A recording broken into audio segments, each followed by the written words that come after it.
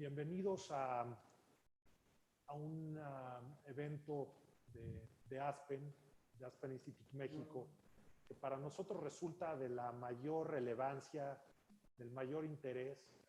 Este es un diálogo más de los diálogos entre rectores y sobre todo es muy relevante y muy importante para Aspen Institute México estos eventos, estos diálogos entre rectores, porque el futuro del mundo, el futuro de México tiene que ver con la educación.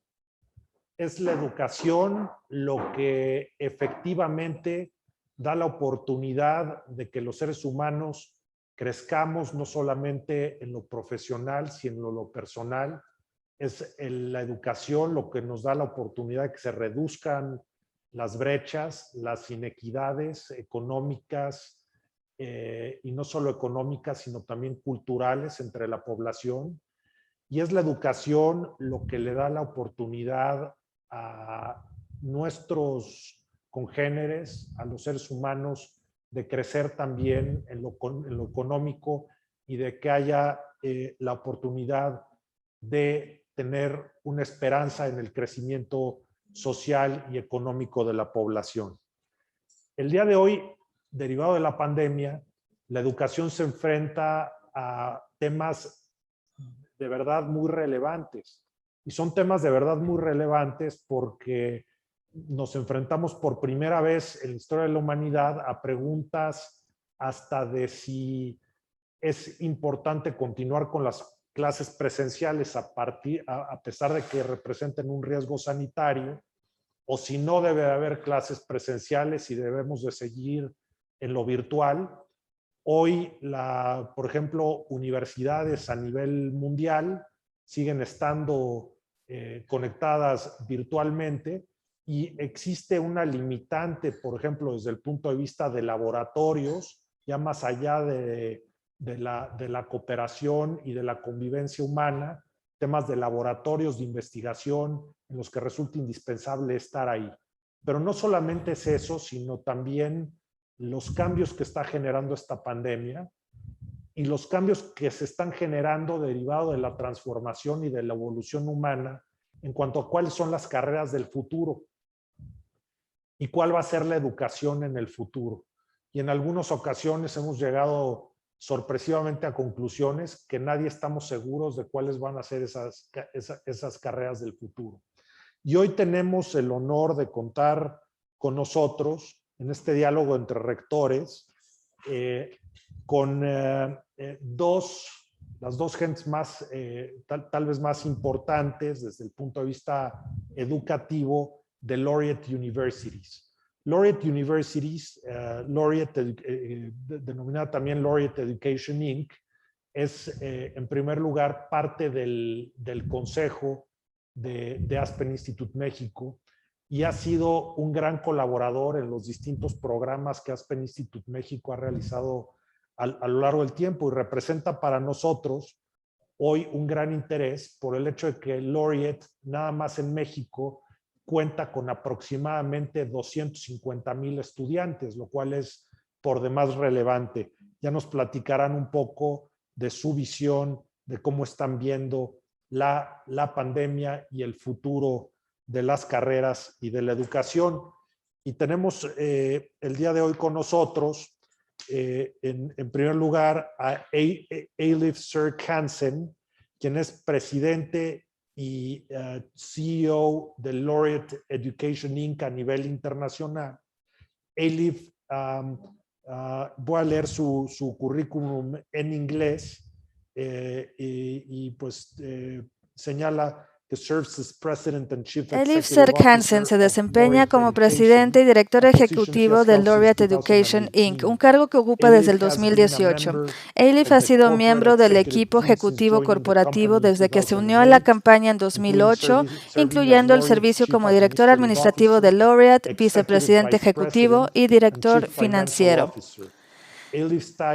El tiempo de Eilif como director general se ha definido por la transformación. Además de la propia evolución de Laureate, el mundo se ha adaptado y ha respondido a una pandemia que ha acelerado un cambio sin precedentes en la educación superior para todos los estudiantes y para quienes los guían, apoyan e inspiran.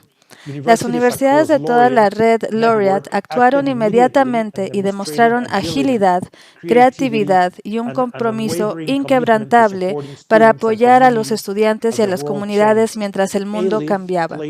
Eilif desempeñó un papel fundamental durante este periodo, guiado por su creencia en el poder transformador de la educación para cambiar vidas, especialmente cuando se enfrenta a retos y adversidades sin precedentes.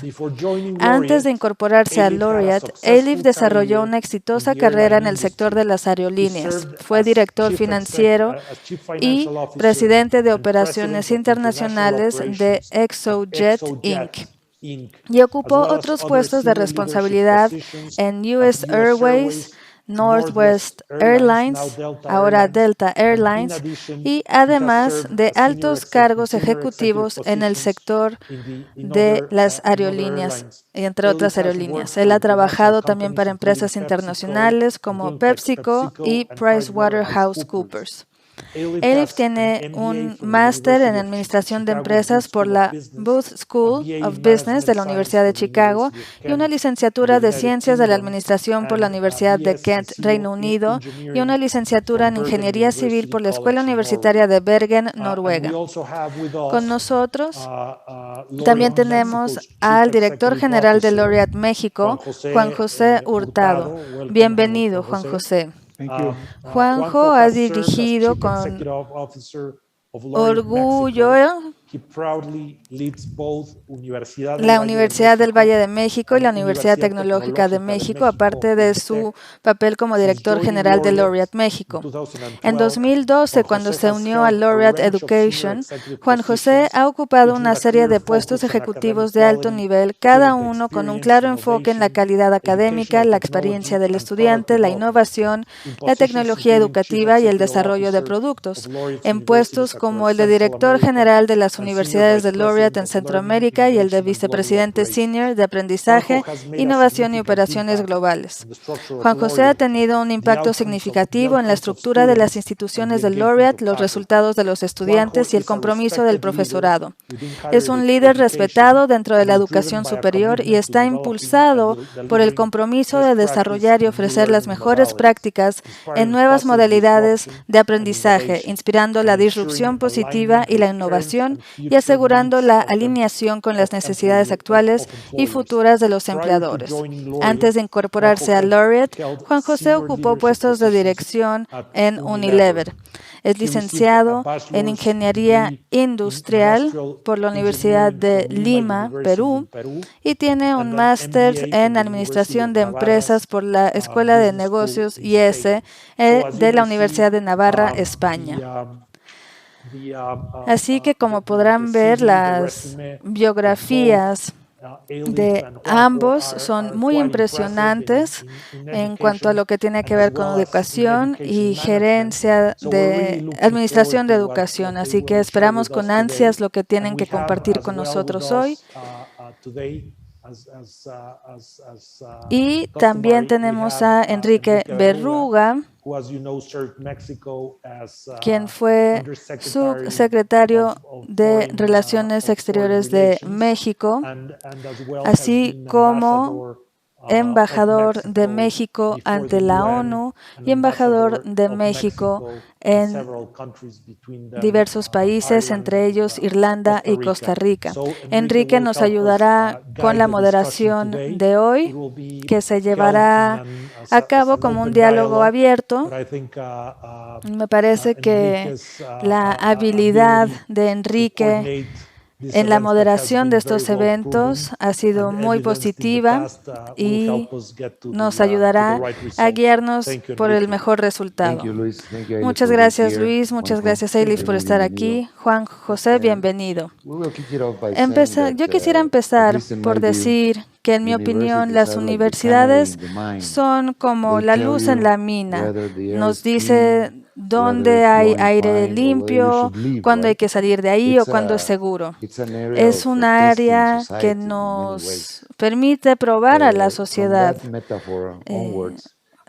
De su perspectiva del mundo, mi pregunta es, ¿qué tendencias han empezado a identificar en la educación? ¿Cuál ha sido la misión de la educación en estos tiempos modernos?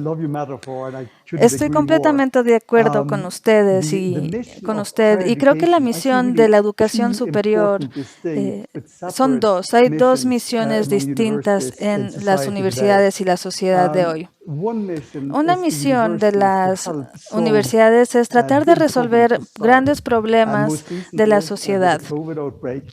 Ahorita en la pandemia vimos qué tan importantes son las instituciones académicas y educativas. Preparan a las sociedades a responder con las vacunas y los medicamentos que se necesitan. Y la segunda misión de la educación es democratizar el conocimiento, es expandirlo a las clases medias y proveerle a la sociedad herramientas para proporcionar un ambiente más incluyente, más inclusivo. Y es justamente bajo esta segunda misión que las instituciones de Laureate se enfocan más. Todos los días nos enfocamos en cómo llevar la educación para expandirla en las clases medias y cómo darle a los jóvenes la oportunidad de entrar a la educación superior, jóvenes que son de la sociedad media y que pueden ser miembros muy importantes en la sociedad. Es importante darles ese acceso. Muy bien. Entonces, desde el principio, ustedes ya están pensando en Laureate, en el mercado de trabajo, en una bolsa de trabajo. Así es, absolutamente. Nosotros nos enfocamos mucho en los estudiantes. Esa es nuestra filosofía. Así que nos enfocamos mucho en asegurarnos que nuestros estudiantes, no solo los que tengan éxito y que se graduaron, pero cómo darles mejores trabajos con un ingreso más alto en lo que se graduaron. Y para nosotros, para cumplir eso, hemos desarrollado alianzas muy profundas con la industria para entender cuáles van a ser los trabajos de mañana y así preparar a los estudiantes para mañana. Supongo que ustedes tienen una visión privilegiada, Juan José, de cómo México funciona. En México, ¿cuántos campus tienen? 42. Wow, 42 campus, así que en México, lo cual les da una red que les permite tener una visión regional y nacional, una visión muy particular. Juan José, ¿usted qué ve aquí en cuanto al rol de educación de Laureate en México? Claro, muchas gracias por esa pregunta y por la invitación de estar aquí hoy. Es un honor compartir con ustedes nuestra visión de la educación en México. Antes que nada, quisiera hablar de la misión. Estamos aquí para transformar vidas. Estamos aquí para ayudar a los jóvenes y una vez que entran a nuestros salones de clase, ya sea de manera virtual o física, es importante cambiarles la vida. Nosotros somos una red internacional. Y con A-Leaf, que trabaja de manera global, estamos tratando de traer al país la accesibilidad.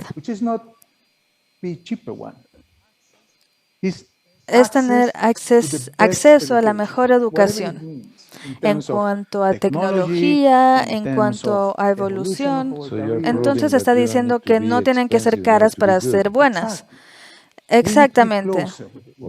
Y sí, hay unas universidades muy caras, extremadamente caras. Exactamente. Nosotros nos enfocamos en entender qué es lo que se necesita en el día a día. Y eso lo vemos diario. Por ejemplo, el año pasado renovamos 600 programas en una de las universidades. Este año vamos a renovar 450 currículos.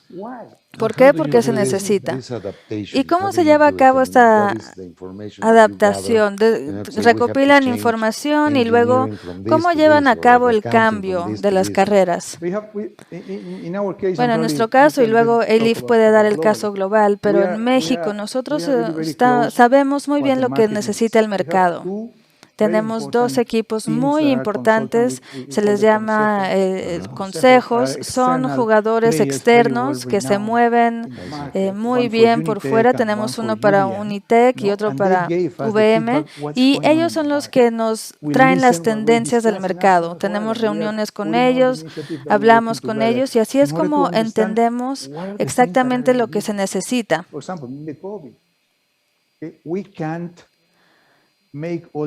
Podemos capacitar a los doctores futuros en los hospitales y así invertimos también mucho dinero trayendo simuladores desde Alemania, desde Europa a México. Los compramos y se los trajimos a nuestros estudiantes. Y estamos reduciendo la necesidad de exponer a nuestros estudiantes de estar en un hospital, por lo menos en lo que dura la pandemia. Es algo de lo que estamos muy orgullosos. Sí, es algo muy único. Tienen una visión global, por ejemplo, de las ciencias de salud o finanzas, y tienen estos grupos, estos equipos que están averiguando qué ocurre para que la educación esté lista. Es exactamente eso. Nosotros siempre entablamos diálogos con nuestros socios.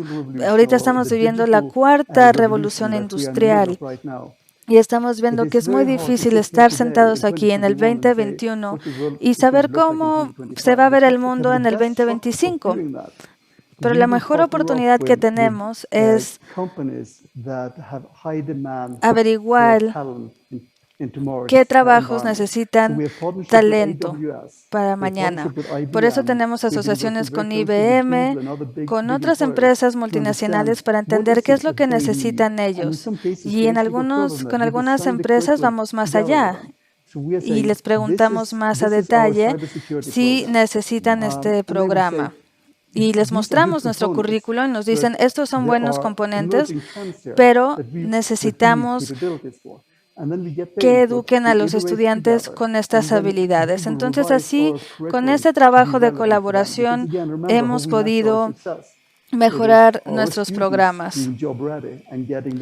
Es muy importante que todos los estudiantes tengan un impacto positivo en la sociedad y tengan los mejores ingresos.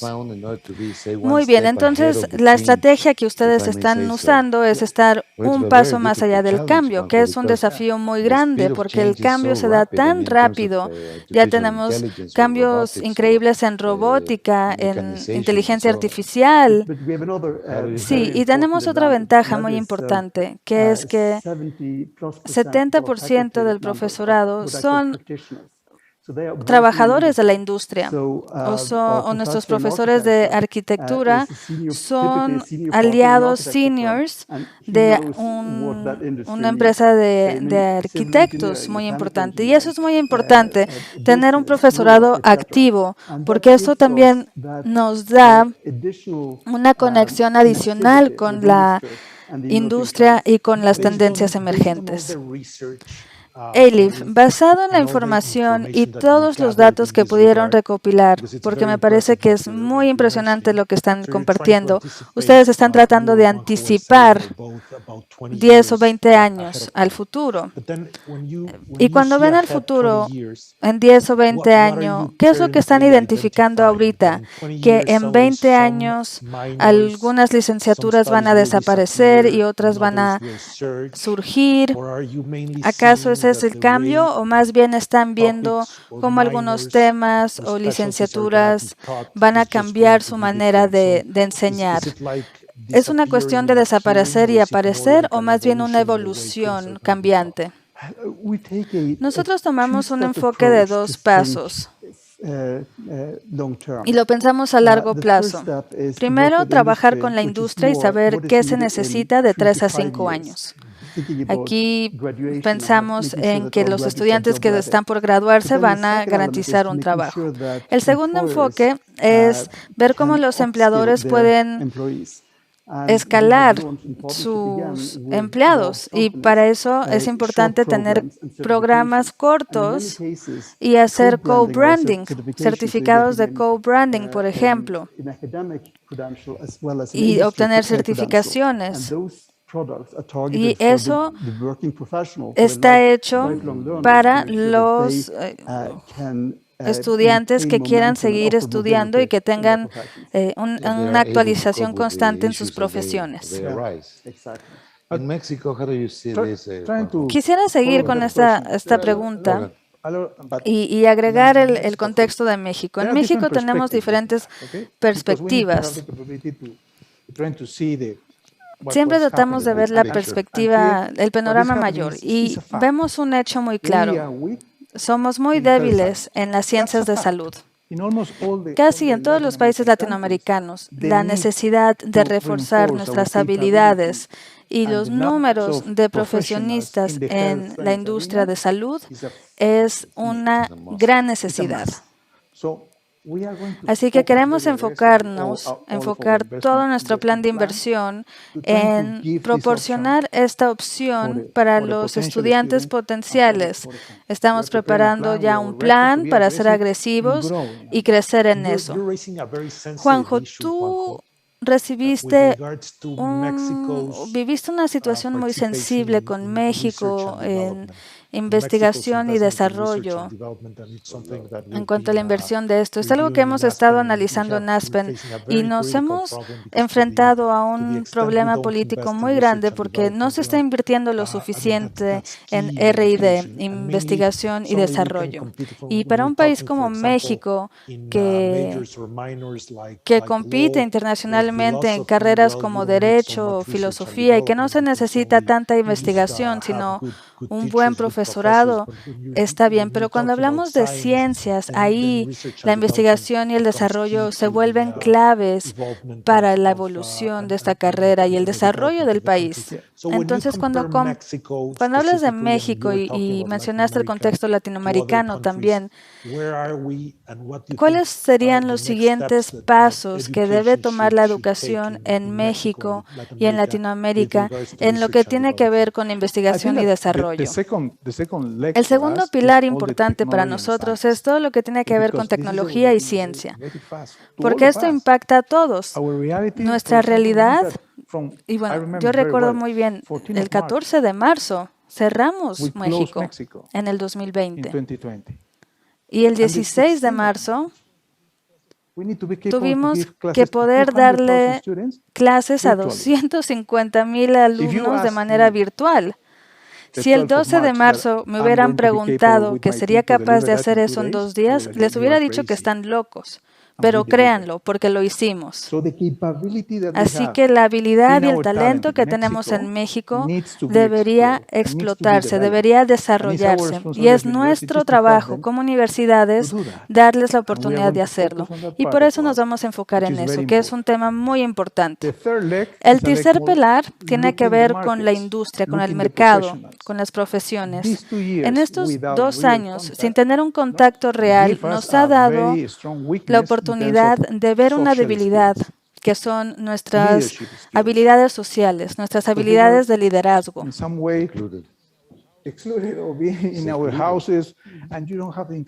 Y vemos jóvenes que han tenido problema con eso. Hay muchos estudiantes que necesitan ayuda para que se puedan readaptar a este nuevo cambio. Y es algo que debemos hacer porque es nuestra responsabilidad como universidades.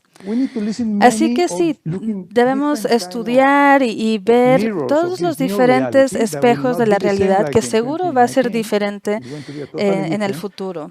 Y lo importante es tener la habilidad de adaptarnos, a poder adaptar nuestros sistemas. Quisiera enfatizar ahorita con sus comentarios y preguntarles qué lecciones hemos aprendido con la pandemia, el COVID, y cómo podemos aprovechar estas lecciones aprendidas para el futuro. Porque no todas las lecciones son negativas. Entonces, mi pregunta es, ¿qué han aprendido? ¿Cuáles son las lecciones que aprendieron en la pandemia que son positivas? Yo veo que hay dos desarrollos muy importantes que se dieron en la educación. Primero, la modalidad de cómo se ofrece la educación. Hacerlo en línea ya se ha visto que se puede hacer de manera correcta y con alta calidad.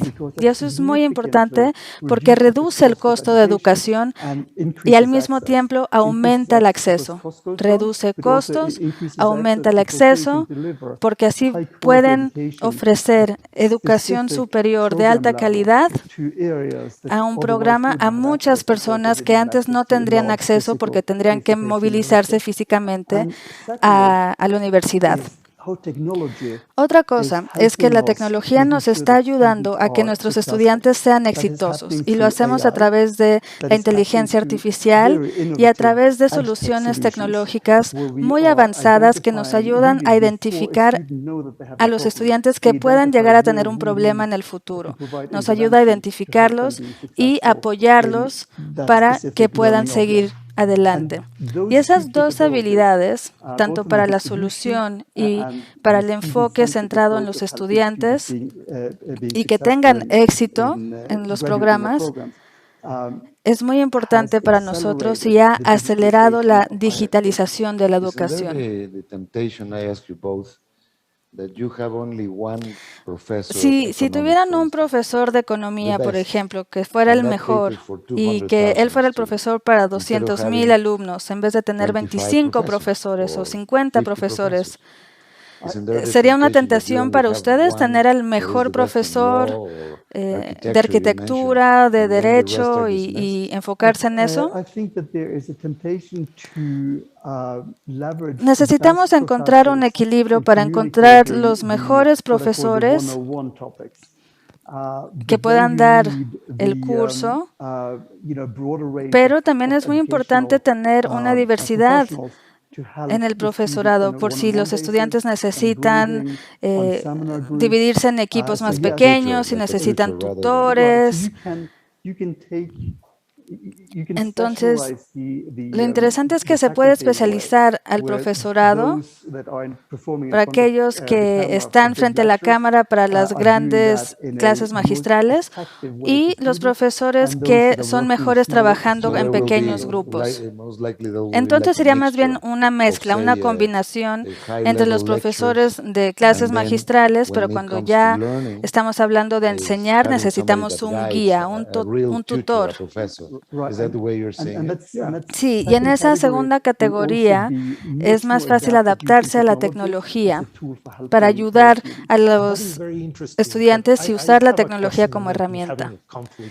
Yo tengo una pregunta y algo que me sorprende de esto, porque en algún momento pensamos que como tenemos profesores internacionales reconocidos, ¿qué tal si ofrecemos cursos con estos profesores? Pero también de pronto diríamos que sería muy bueno porque los alumnos tendrían acceso a ese aprendizaje de ese profesor.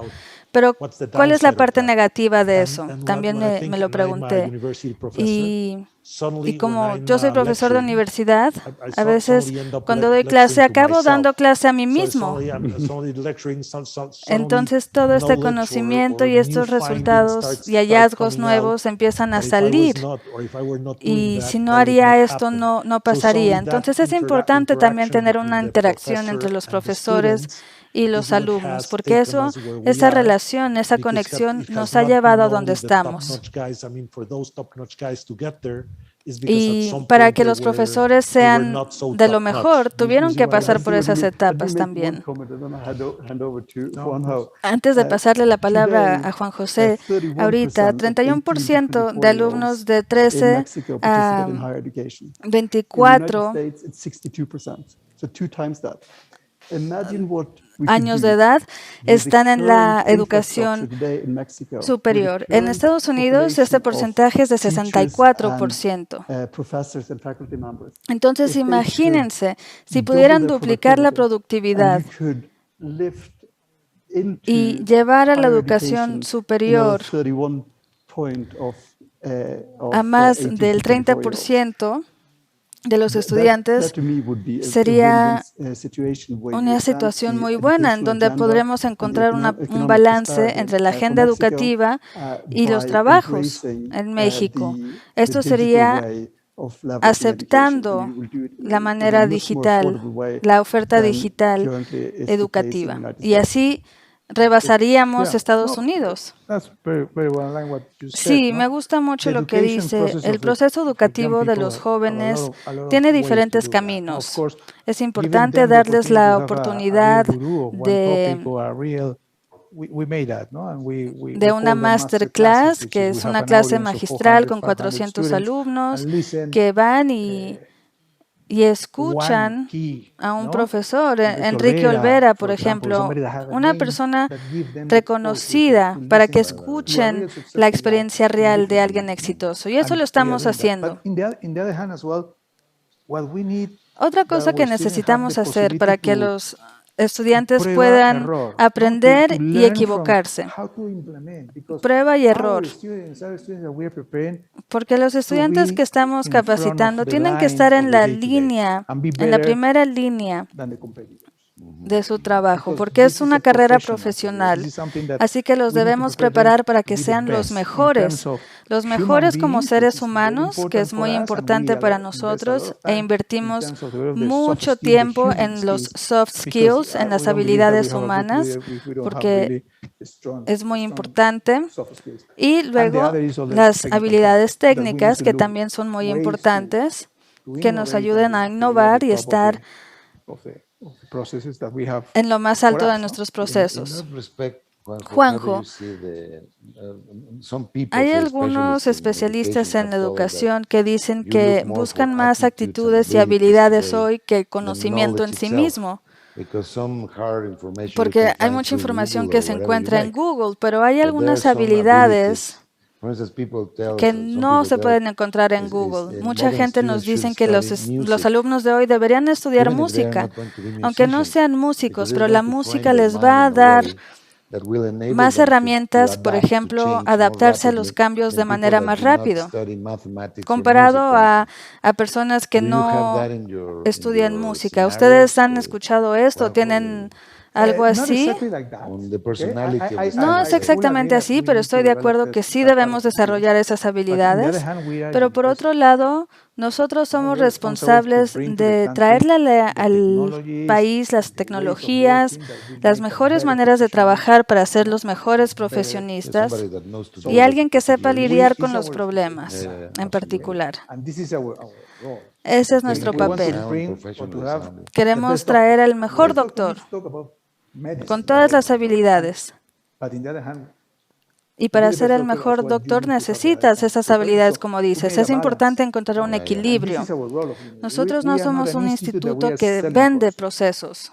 Sí hay un gran mercado para eso y queremos adentrarnos a él para mitigar las brechas que hay en las soft skills. Pero mi generación necesita agregar las nuevas tecnologías en nuestras mentes, porque ese es el futuro. Para hacer un mejor trabajo hay que conocer las herramientas. Entonces hay una misión para eso, pero nuestro papel como educadores de educación superior es combinarlo.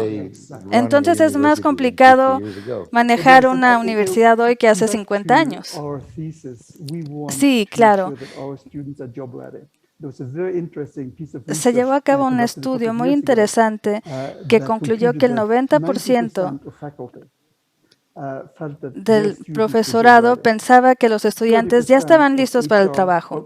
RH decía que 30% de los alumnos ya estaban listos para entrar a trabajar. Así que, como verán, hay una brecha de expectativa muy grande entre el profesorado y y las relaciones humanas de la universidad. Y nosotros estamos tomando el enfoque de cerrar esa brecha y reenfocarnos en enseñarle a los estudiantes finanzas, economía y las soft skills también, como lo son la comunicación, herramientas de colaboración, etcétera.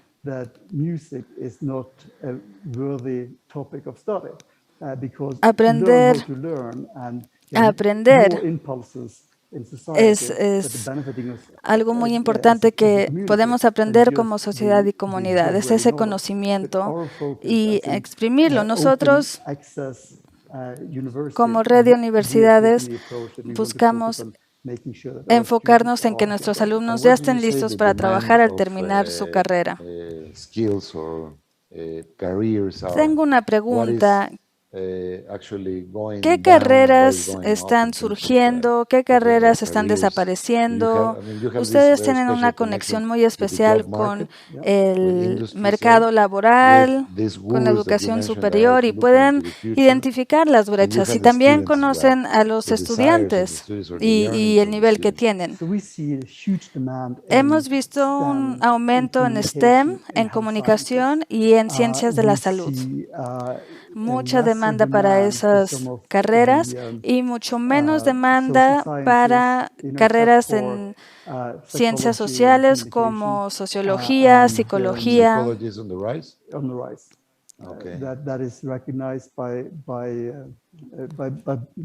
De hecho, la psicología es muy importante, es algo que se reconoce. Sí, todos necesitamos un psicólogo. Así es, sí. Yo aquí tengo una pregunta porque este tema es importante y cuando vemos la historia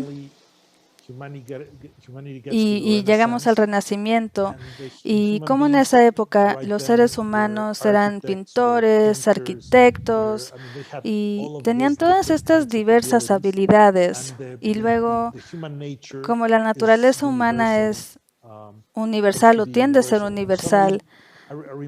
Yo recuerdo que cuando estaba estudiando Derecho en Nueva York, estaba en un bufete y recuerdo que había una persona especializada en un asunto muy específico en el sector, en ese campo. Y cuando lo vi en el bufete me pareció estar deprimido y me hizo preguntarme cómo nos llegamos a especializar en algo tan diminuto. En la medicina se ve esto muy claramente, pero me pregunto si ustedes lo consideran también en Laureate, que los estudiantes puedan explorar más que volverse expertos. Exactamente, nos enfocamos en todo, no solo que estén listos para tomar su primer trabajo, pero que tengan todas las habilidades bien desarrolladas.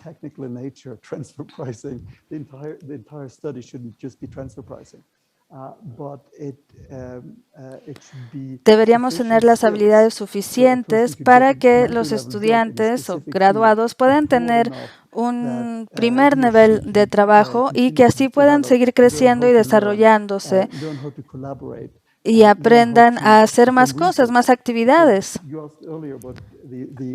Llevar a cabo investigación, por ejemplo. Nosotros siempre queremos que nuestros alumnos participen y sean parte de la investigación.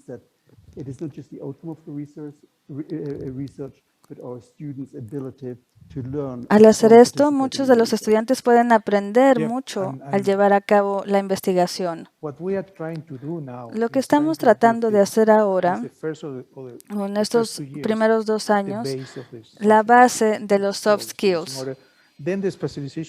Luego ya la especialización llegará a su tiempo.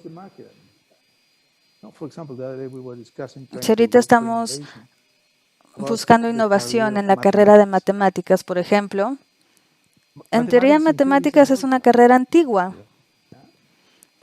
Pero ahorita esta carrera es vital si la ajustamos con el futuro de inteligencia artificial, RB, ciencias. Siempre la vamos a usar y ha estado evolucionando. Entonces ahora esta carrera, matemáticas, ya se renovó y la tenemos que adaptar a las necesidades del mercado y a las necesidades de la sociedad. Ahorita vemos el número de veterinarios que debemos capacitar, desarrollar, porque no hay suficientes aquí en México, por ejemplo. No hay suficiente para satisfacer la necesidad. Esta es una oportunidad muy importante para los jóvenes que quieren estudiar medicina. Veterinaria es una oportunidad magnífica y es importante crecerla. Muy bien. ¿Y qué hay de los estudios técnicos? Quisiera preguntar sobre esto. ¿Cómo han identificado este tema?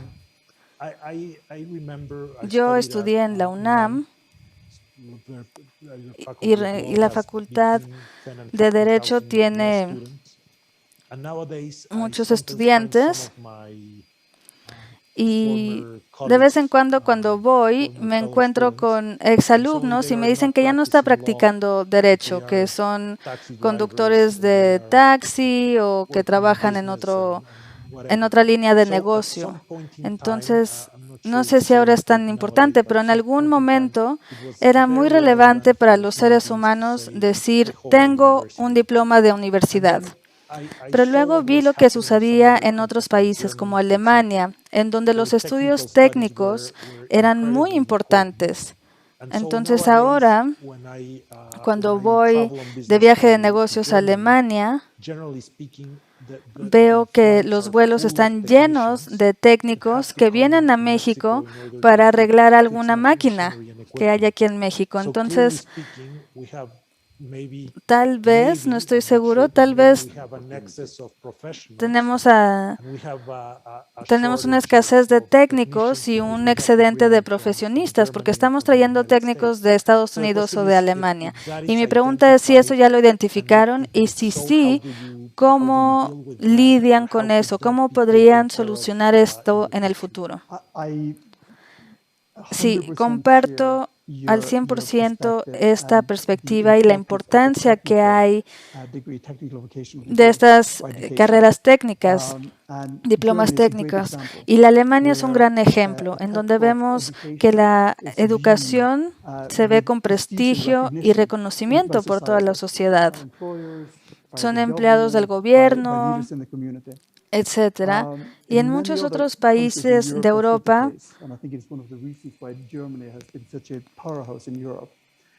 no es el caso. En Alemania sí, es una powerhouse. Vemos también en otros países que hay un sesgo. Es una cuestión cultural, porque hay un sesgo hacia los trabajadores técnicos. Pero en Chile, por ejemplo, ellos sí reconocen y se enorgullecen de la educación técnica. Hay una gran oportunidad para los graduados con estas carreras técnicas y de hecho hoy estamos llevando a cabo un instituto de educación superior piloto en Perú. Estamos trabajando muy de cerca con el gobierno para crear acceso y que los empleadores y el gobierno reconozcan la calidad de la educación que se está impartiendo. Este es un tema que también está en la agenda de Juan José en México para poder trabajar con gobiernos aquí en México, porque me parece que hay tantos jóvenes de 18 a 24 años que les iría muy bien con un programa de 2 años acelerado técnico, más que una licenciatura tradicional convencional de 4 años. Yo quisiera agregar sobre la perspectiva mexicana, si me lo permiten. En México tenemos 3,200 universidades privadas, 3,200. 50% de ellas tienen el mismo rango de precio.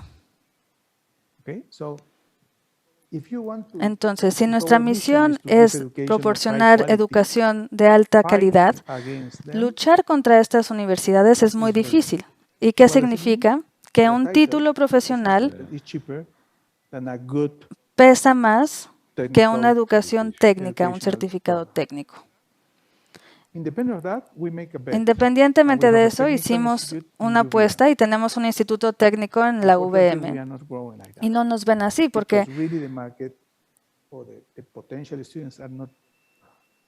el mercado todavía no está dispuesto a escuchar, ni los alumnos a escuchar esta propuesta de hacer programas de 2 años. Puedes estudiar 2 años, trabajar y luego tener un título profesional. Pero el mercado no lo entiende del todo aquí en México. Debemos redefinir nuestra estrategia, me parece, y hacer zoom en las posibilidades que podemos identificar. Tenemos maquilas técnicas en Guadalajara muy grandes que necesitan habilidades técnicas. Entonces también podríamos desarrollar su equipo con un diploma técnico para ellos. Por ejemplo, esa sería otra idea. Desarrollar un instituto técnico, como lo hicimos en el norte para apoyar a Pemex, y no fue exitoso. Sí, justamente estaba preguntándome ese. Si eres ingeniero petrolero, no hay problema, pero si necesitas más investigación y aprender sobre la marcha. Sí, por ejemplo, si tengo el currículum aquí de alguien técnico y alguien profesional, un profesionista, ¿a quién escoges? Pues al profesionista, tal vez. Muchas veces la mente humana también va hacia títulos más sofisticados, ¿no? En los diplomas. Por ejemplo, yo recuerdo en algún momento estaba revisando algunas profesiones y algo que les compartí a mis alumnos en la universidad fue que les dije, ahí está esta escuela en Londres, que es una escuela para mayordomos. Y lo que ellos me dijeron es que en la escuela, cualquier persona que se gradúe de esta escuela va a ganar 20,000 libras al año. Mientras que en México, por ejemplo, si tenemos no un director general, pero tal vez un director en una agencia de gobierno o un director en una empresa privada, esta persona ganaría $24,000 al año, que va más allá del promedio estadounidense. Entonces, ser mayordomo que te toma 2 años de estudio y ganar $120,000 al año, y luego tienes un abogado que tiene que estudiar 5 años en México, va a ganar 24,000, lo cual es un buen salario. Entonces, hay sesgos. Muchas veces la gente piensa que como van a tener un título de derecho, va a ganar mucho más que un mayordomo. Entonces, mi pregunta es si han identificado esto en algún momento. Si los mayordomos ganan $120,000 al año, es tal vez porque hay una falta de mayordomos y hay una demanda de tener estas personas más preparadas. Pero entonces mi pregunta es, al tener universidades por todo el mundo, ¿hay algún estudio que hayan llevado a cabo diciendo que si se gradúan de esta carrera van a ganar tal y hay una escasez de estas profesiones acá y demanda? ¿Ya han llevado a cabo ese tipo de investigación o no? Seguramente sí existen datos que no tengo aquí bajo los ojos, pero siempre habrá pequeños nichos en donde tendremos desbalances entre oferta y demanda.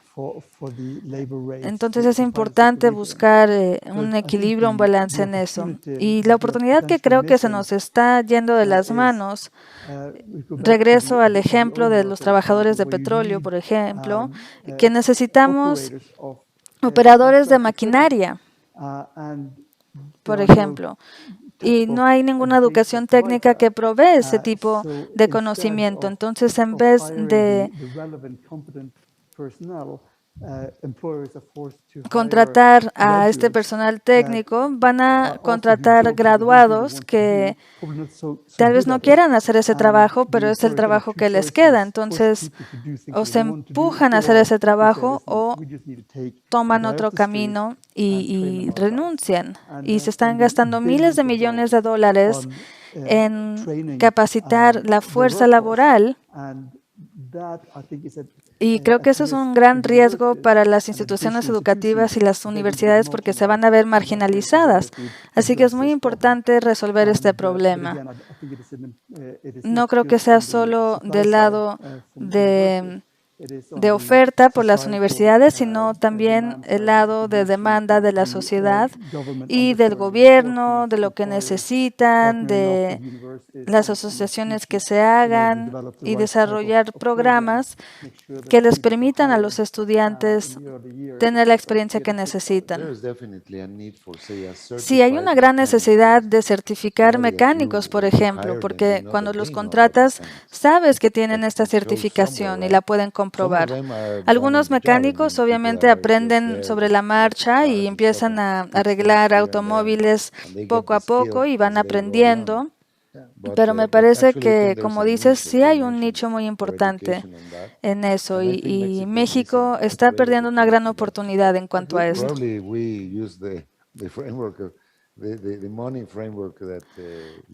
En cuanto al marco de trabajo de dinero que estaba hablando Luis, si ustedes se gradúan en esta industria, van a ganar tanto. Si te gradúas como mecánico, vas a ganar tanto. Es importante no confundirse entre las carreras técnicas y las demás. Yo, por ejemplo,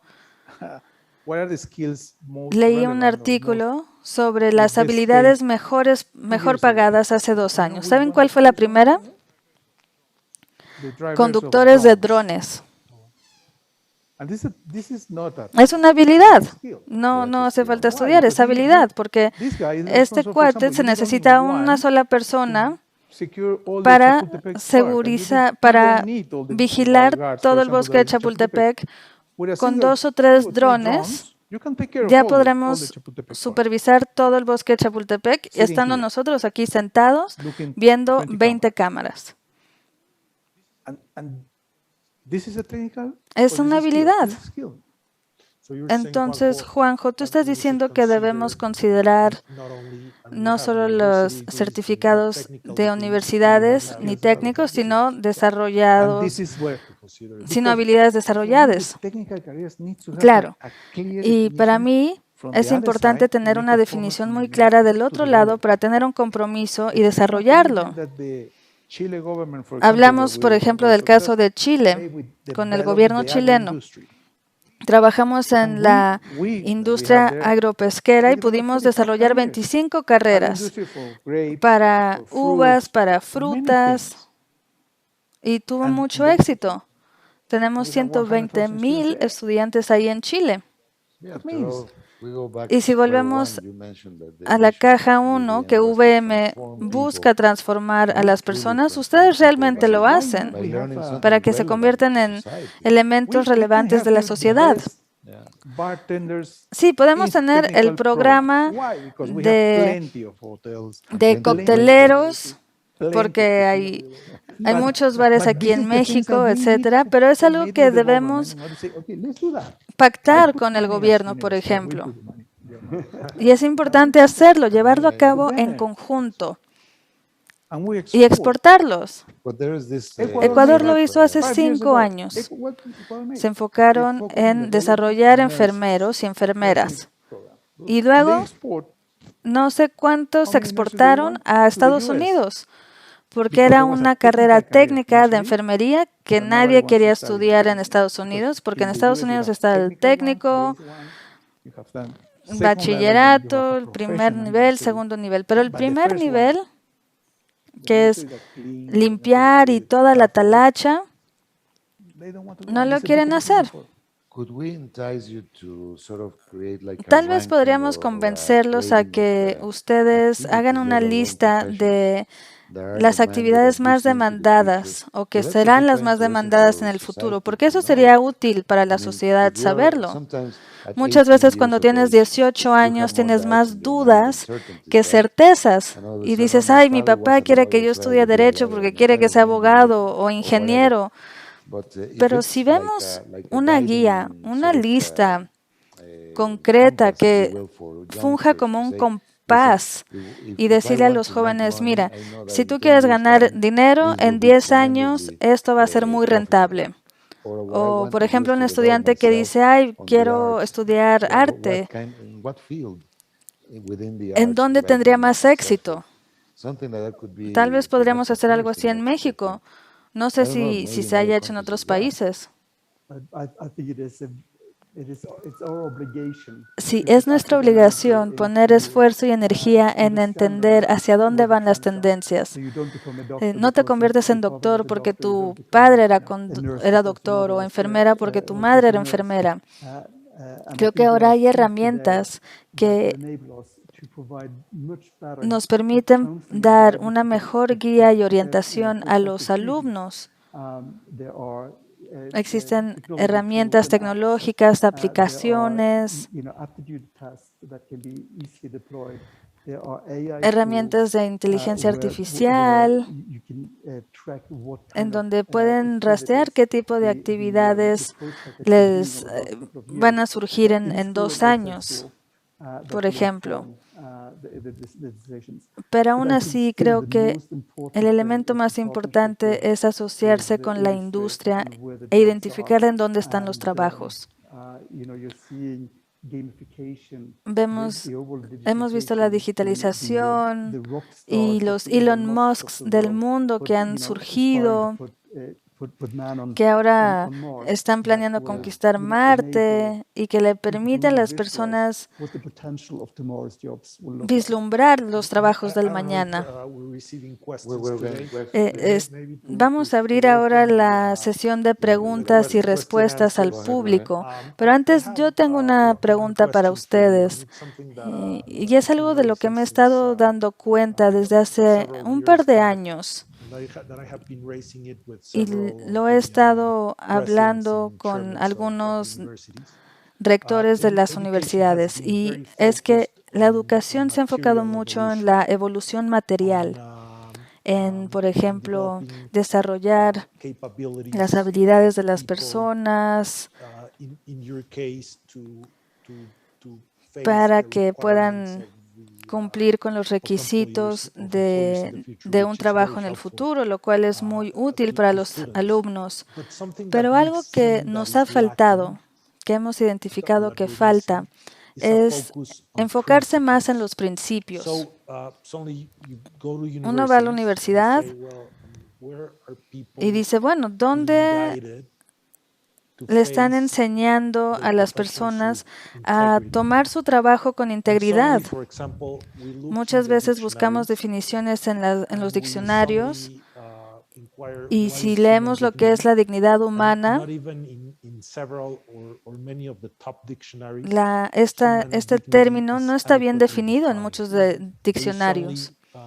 O, por ejemplo, si preguntamos qué es lo novedoso, no está siempre definido en los diccionarios. Entonces, para mí resulta muy claro que la humanidad, no sé si del lado occidental o si todo el mundo, se han enfocado solo en la evolución material y hemos dejado de lado los principios, ya que asumimos que los principios se enseñan en el hogar, con la familia, pero no está sucediendo. Entonces, en México estamos enfrentándonos a un problema muy crítico en donde tenemos 30,000 deudas por año por el crimen organizado, y eso es por una falta de principios. Yo sé que es un problema cultural, pero también es un problema de familia, de la sociedad, y creo que también tiene que ver con la responsabilidad que tienen las universidades. Y no veo en los programas de las escuelas, ni siquiera a nivel kindergarten, ni siquiera a nivel kinder, en los programas se ve con claridad cómo estamos lidiando con este problema. Efectivamente, creo que es un problema, pero es un problema que se debe solucionar antes de entrar al nivel universitario, porque para ese momento ya probablemente sea muy tarde. Entonces, lo que están haciendo las universidades es enseñar ética y estos temas tan importantes, pero a una edad menor. Es importante que se prioricen esos temas y saber qué está mal, qué está bien, comportamientos positivos de ética. Y si nos esperamos a nivel universitario, ya va a ser demasiado tarde. Esto es algo que hay que enfocarse desde el principio, en los primeros años de educación. Y es crítico porque una gran parte de la educación tiene que ver con la ética. Entonces es muy importante reforzar estos principios base, pero debe de arraigarse desde antes. En algunos programas sí ofrecemos temas como ética, discriminación de género, que es muy importante.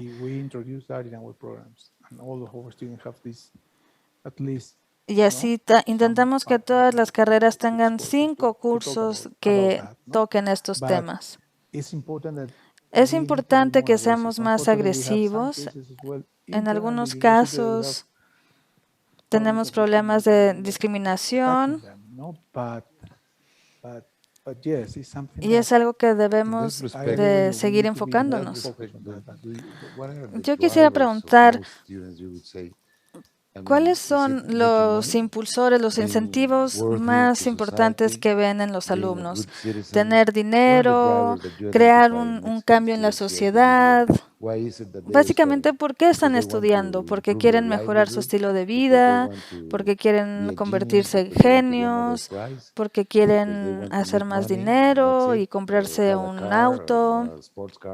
¿Cuáles son los impulsores?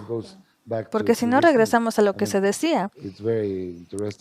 La propuesta de los principios es muy importante, pero ¿cómo se vende, cómo se gana dinero vendiendo principios? Aquí es importante enfocarnos en el ser humano y cuidar la sociedad.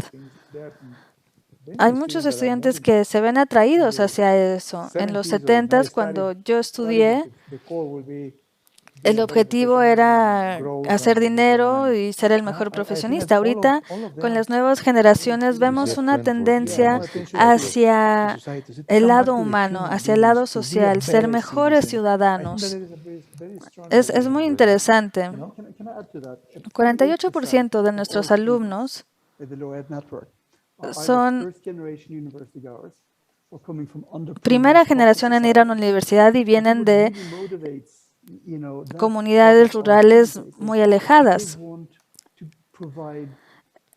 Yo creo que ellos buscan una seguridad financiera para ellos y su familia.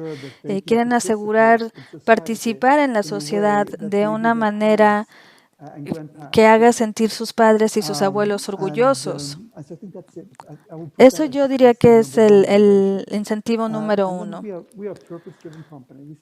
Luego también hablamos mucho sobre la misión que tenemos.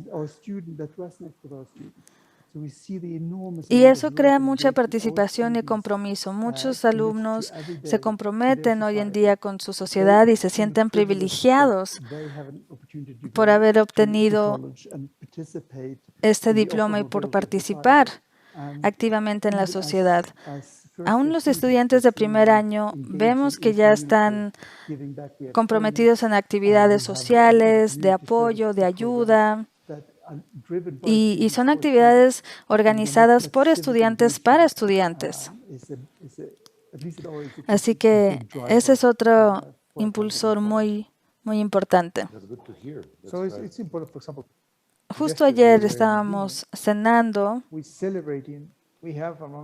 y estábamos celebrando el hecho de que tenemos 12 atletas olímpicos en la universidad. Y estábamos muy orgullosos de haber ganado 2 medallas.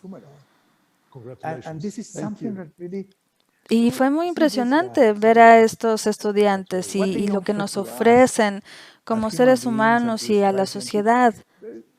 Es increíble. Sí, tienen un gran amor por el país, por la sociedad y por la universidad también.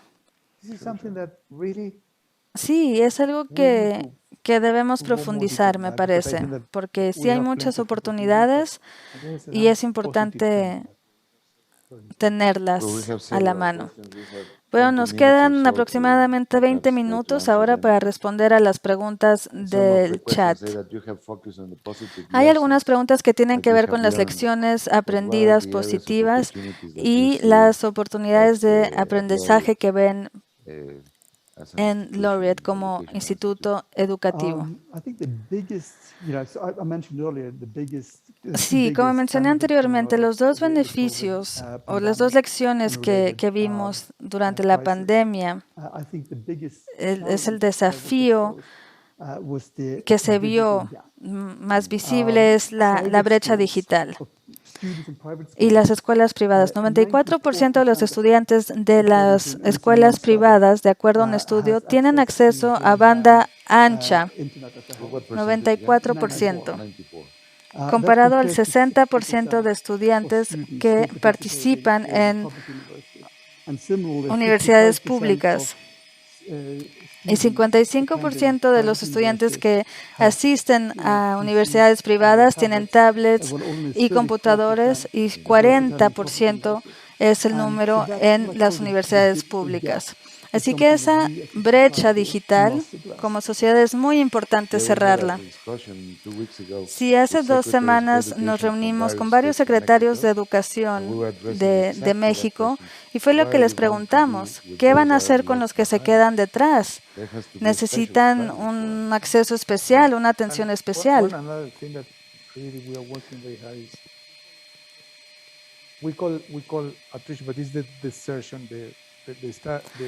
Llevamos a cabo también un estudio de los alumnos que desiertan el primero y segundo año de la universidad. Y en México el porcentaje es bastante alto. Y esto es por varias razones. La primera razón es económica. Así que hay que encontrar maneras de ayudar a estos alumnos y que continúen con su educación, porque el porcentaje de profesionistas que tenemos en México es muy bajo todavía. Y esta es una gran oportunidad que tenemos para los alumnos, para el país.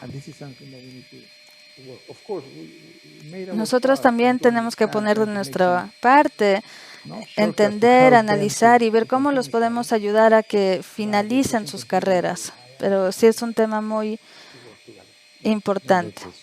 Sí, es un problema socioeconómico.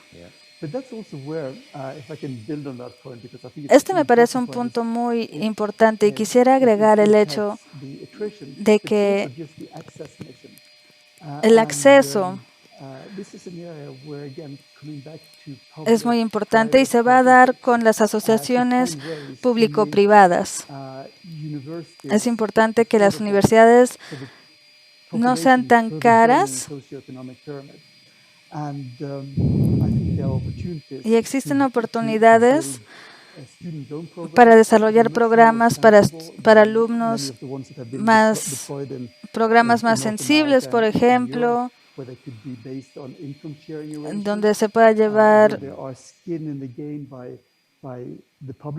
un intercambio entre los sectores privados, públicos y los estudiantes y así desarrollar sus capacidades y ver cómo pueden obtener mejores trabajos. También tenemos Big Data y la inteligencia artificial y otras herramientas que nos ayudan a identificar y extender los riesgos y así darle acceso a todos. ahorita en la cuarta revolución industrial es muy importante que seamos maestros del mundo digital y mejoremos el acceso a través de programas escalables. Tenemos una pregunta muy general sobre cuáles son las marcas globales y si creen poder crear una comunidad global de estudiantes que trabajan para un interés en común. Esto tiene que ver con Laureate. Laureate se creó para crear una red de comunidad estudiantil. Estamos presentes en 26 países y nos ha resultado muy difícil crear sustentabilidad económica en esta red tan grande. La educación se puede escalar muy bien a nivel nacional, a nivel de país. Y en Laureate sabemos que si ustedes hablan español y quieren estar en Latinoamérica, tenemos 5 instituciones académicas para los estudiantes. Y hemos visto que la calidad y la escala van muy de la mano. Es importante también tener la infraestructura y la regulación correcta. Por ejemplo, con VM, hace 20 años, incluimos VM, tenía 25,000 alumnos y era la número 15, 16 o 17 de todas las universidades privadas en México. Hoy en día tenemos más de 100,000 alumnos y es la universidad número 7 de todo México. Así que hemos aumentado el nivel de la universidad y hemos también subido de nivel del lugar 19 al lugar 7. Y estos son los resultados que me dan mucha confianza a mí. Poder proveer la calidad y el buen precio para todos. Tenemos una pregunta para Juanjo. ¿Cuáles son los planes de Laureate y VM en México a largo plazo? Yo estoy muy orgulloso de lo que ha hecho mi equipo estos años y estamos en un nivel de crecimiento. Hemos llevado a cabo un análisis muy profundo en VM para identificar el tipo de carreras dentro de los 42 campus. Al principio sí, sería con los 42 y también poder crecer en los 42 campus. Nuestra estrategia es enfocarnos en las oportunidades que vemos para el futuro, compartirla con los alumnos y seguir mejorando el ambiente para nuestros alumnos. Estamos regresando a esta nueva normalidad, pero también estamos tomando en cuenta la flexibilidad. No vamos a forzar a todos los alumnos de venir físicamente si no quieren. Es una manera de darles más libertad, de ellos decidir y que nos vean como amigos y que lo disfruten. Y si no quieren hacer eso, pueden también decidir hacerlo de otra manera. Esto es algo en lo que hemos estado trabajando y seguimos manteniéndolo en la educación superior y en nuestros principios. Tenemos tiempo para una pregunta más. ¿Cuál es la perspectiva de las carreras VM en México y en general?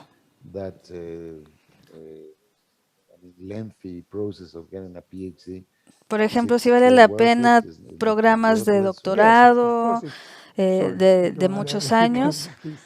Sí, claro que valen la pena. De hecho, hay una gran brecha de diplomas de doctorado en México. Y si vemos México y Centroamérica, que es un mercado potencial para eso, hay una gran brecha para ese tipo de diplomas. Y necesitamos cerrar esa brecha, pero Si somos honestos, esto implica mucho esfuerzo de mi equipo académico, pero creo que es algo que sí debemos abordar. Entonces sí lo tienen en la mira. Sí, claro que sí. Por ejemplo, cuando estaba en Laureate, Honduras, teníamos que calcular para cada universidad cuántos alumnos había y el profesorado y cuánto había de porcentaje de doctorado. Y en Honduras había muy pocos. Entonces esta brecha existe en todos los países. Y debemos ser más proactivos en cuanto a eso, porque es una gran oportunidad. Yo tengo una pregunta. ¿Cómo ven el futuro de la educación, Elif y Juan José, en cuanto a escuelas y universidades o institutos e universidades? Porque en algunos momentos en la historia, las universidades se han visto divididas, o por lo menos en México los hemos dividido en escuelas o institutos después de 300 años de universidad mexicana, que vemos cómo se han dividido en escuelas y luego se reúnen. Pero ahorita en el mundo estamos viendo esta tendencia que surgen institutos de psicología, por ejemplo, o el MIT en Massachusetts, que se enfocan en algunos campos en específico. ¿Ustedes cómo ven el futuro? ¿Más hacia el separatismo o un modelo híbrido con universidades y así? Creo que hay 3 segmentos y Juan José nos podrá dar el caso específico de México, pero yo creo que la sociedad realmente necesita estos 3 tipos de instituciones. Tenemos el Instituto de Investigación,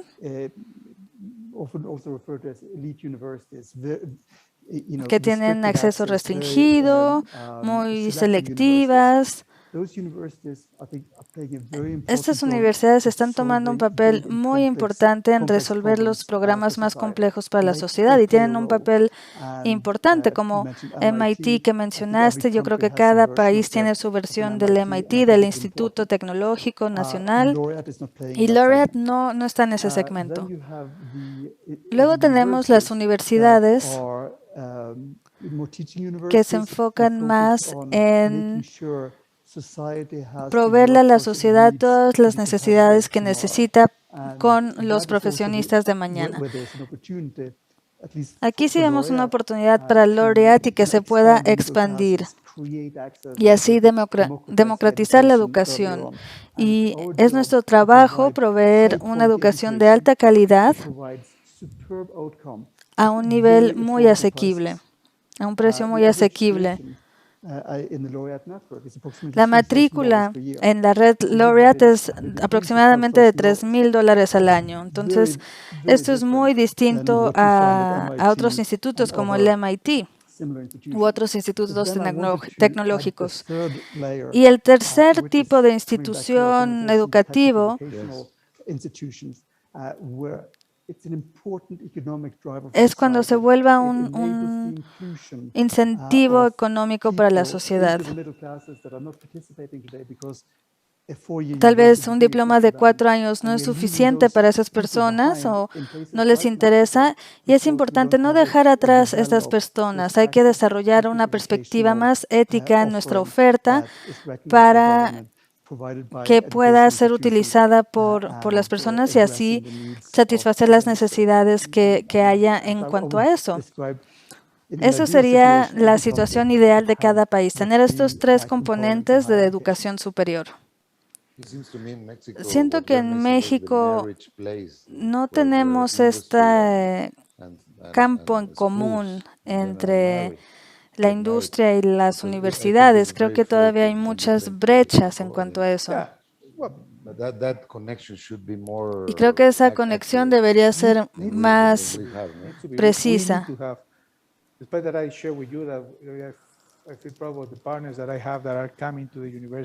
Es muy importante desarrollar estrategias con nuestros socios que están en el ambiente laboral. Para nosotros esto es muy importante, sobre todo escucharlos y estar en la misma página. Necesitamos también organizar más foros para discutir todo esto, ya que no muchos foros hablan del futuro de la educación como lo estamos haciendo hoy. Sí, ¿no? Y ustedes se van a volver personalidades importantes en esto. Yo necesitamos una mejor conexión, sí. Y con las autoridades también. Ellos deben entender nuestro papel con leyes que nos permitan ser más ágiles y más rápidos para presentar nuevas carreras, nuevos programas. Y es algo que junto con la sociedad se puede hacer. Por ejemplo, si yo hoy quiero construir un campus médico nuevo que tenga todo, incluyendo estetoscopios y pequeñas maquinarias, hay que hacerlo un año antes de abrir. Entonces yo ya estoy pagando un año de renta gratis para preparar todo y no tiene sentido, pero así son las leyes de ahorita. Estoy de acuerdo con la supervisión y estamos aquí para ofrecer educación de alta calidad, pero hay algunas otras regulaciones que pueden evitarse. Necesitamos un compromiso de todas las industrias hacia la educación superior para seguir mejorando. Yo estoy seguro que todos nosotros estamos de acuerdo con esto, con lo que debemos hacer. Para ser más eficientes necesitamos un compromiso formal. Se nos está acabando el tiempo, pero tengo dos preguntas más, si me lo permiten. Durante la pandemia vimos que la brecha entre los ricos y pobres ha aumentado. Se ha convertido en una brecha más grande y eso nos preocupa mucho. Por ejemplo, en México ya sabemos que hay 15 millones o más de personas que viven en la pobreza y esto ha aumentado con la pandemia. Vemos que no solo aumenta dentro del país, pero entre países también. Los países ricos se están enriqueciendo más y los países pobres se están empobreciendo más. Y con México hemos visto a una clase media que no está enfrentando eso, que los ricos se están volviendo más ricos y los pobres viviendo en mayores condiciones de pobreza. Y cuando escuchamos a las grandes empresas multinacionales y ustedes les preguntan sobre sus necesidades, ¿ustedes hacen una separación entre países? Por ejemplo, la mayoría de la investigación y el desarrollo en el mundo se lleva a cabo en países desarrollados. Entonces, si la investigación y el desarrollo se llevan en esos países, entonces la necesidad que tienen esas empresas, incluyendo las multinacionales, mi pregunta es si las necesidades se están volviendo distintas por esa brecha. Y mi segunda pregunta es, ¿qué debemos hacer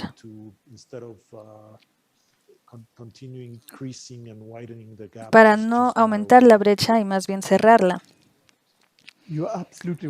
Tiene toda la razón en cuanto a que la pandemia ha creado una brecha más grande entre los pobres y los ricos en nuestra sociedad, no solo en el país, sino entre países también.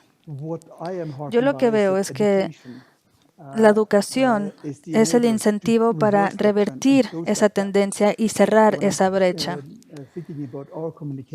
Cuando nosotros hablamos con la industria y sobre lo que necesitan, ellos buscan expandir las clases medias. Y así es como podemos cerrar esa brecha y revertir las tendencias. Eso no ha sucedido porque no todas las universidades tienen conversaciones con la industria. Tiene que ser una discusión más amplia a toda la sociedad. Y yo veo que si tenemos un sistema de vocación técnico en México, sería un muy buen incentivo para revertir esa tendencia que estamos viendo ahorita.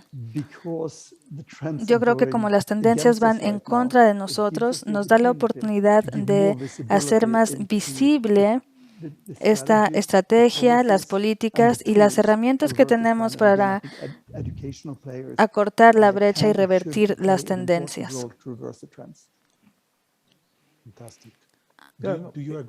¿Usted está de acuerdo, Juan José? Sí, completamente de acuerdo. Y lo que podría agregar es que en nuestro caso